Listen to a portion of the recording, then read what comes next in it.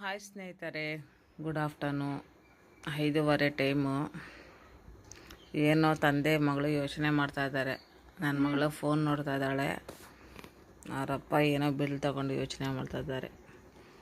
ನೋಡಿ, ಹ್ಯಾಪಿಕ್, comfort, ಏರಿಯಲ್ಲು, biscuit, ಸ್ವಲ್ಪ things ತಗೊಬಂದರು.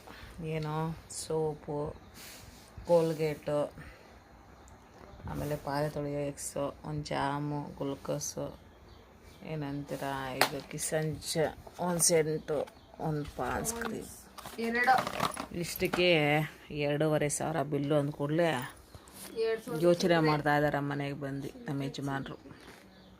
ನಿಮ್ಮ ಮನೇಲೂ ಆ ಥರ ಯೋಚನೆ ಮಾಡಿ ಬಿಲ್ ಮನೆಗೆ ಬಂದಾದ್ಮೇಲೆ ಇಷ್ಟ ಆಗೋಯ್ತಾ ಅಂತ ಕೇಳೋ ಯಜಮಾನ್ರು ಇದ್ದಾರೆ. ನಾನು ನೋಡಿಲಿ ಮಾತಾಡ್ತಾ ಇದ್ದೀನಿ, ಆಫ್ ಮಾಡ್ಬಿಟ್ಟು. ಇವತ್ತಿನ ಬೆಲೆ ಎಲ್ಲ ಜಾಸ್ತಿ ಆಗಿದೆ. ಯೋಚನೆ ಮಾಡಿದ್ರೆ ಆಗತ್ತಾ? ಒಂದು ಸ್ಪೂನ್ ತಗೋ ಆಯಿತಾ, ಇಲ್ಲ ಅಂದರೆ ಆ ಕಡೆ ಮನೆಗೆ ಹೋಗು ತಗೋಬಾ. ಅಯ್ಯೋ ಸ್ವಾಮಿ, ಒಳ್ಳೆ ಫ್ರೆಂಚ್ ಪಿಲಿ ನಡೀರಿ ಎತ್ಕೊಂಡು. ಓಕೆನಾ ಫ್ರೆಂಡ್ಸ್, ಐಟಮ್ ಎಲ್ಲ ತಂದಾದ್ಮೇಲೆ ಮನೆಗೆ ಬಂದಾದ್ಮೇಲೆ ಬಿಲ್ ನೋಡಿದ್ರೆ ಏನೂ ಪ್ರಯೋಜನ ಇಲ್ಲ ಆಯಿತಾ. ಇವಾಗಿನ ಬೆಲೆ ಎಲ್ಲ ಜಾಸ್ತಿ ಏರಿಕೆ ಆಗಿದೆ. ಓಕೆನಾ, ನೋಡಿ ಡೆಟಾಲ್ ಸೋಪು, ಗ್ಲೂಕೋಸ್.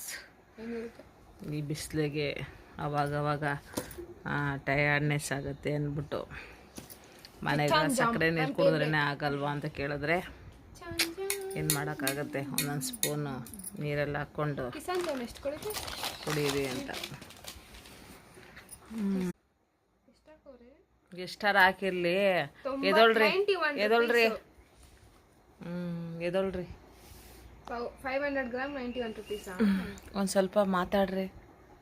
91 ಅಪ್ಪ. ಬಿಸಿಲಿಗೆ ಅದಕ್ಕೂ ತಲೆಯಲ್ಲೆಲ್ಲ ಎಣ್ಣೆ ಸೋರ್ತಾ ಇದೆ ನಮ್ಮ ಯಜಮಾನ್ರಿಗೆ. ಪಾಪ ಅನಿಸುತ್ತೆ. ಇದ್ಯಾಕ್ರೆ ಕೆಮ್ತಾ ಇದ್ದೀರಾ?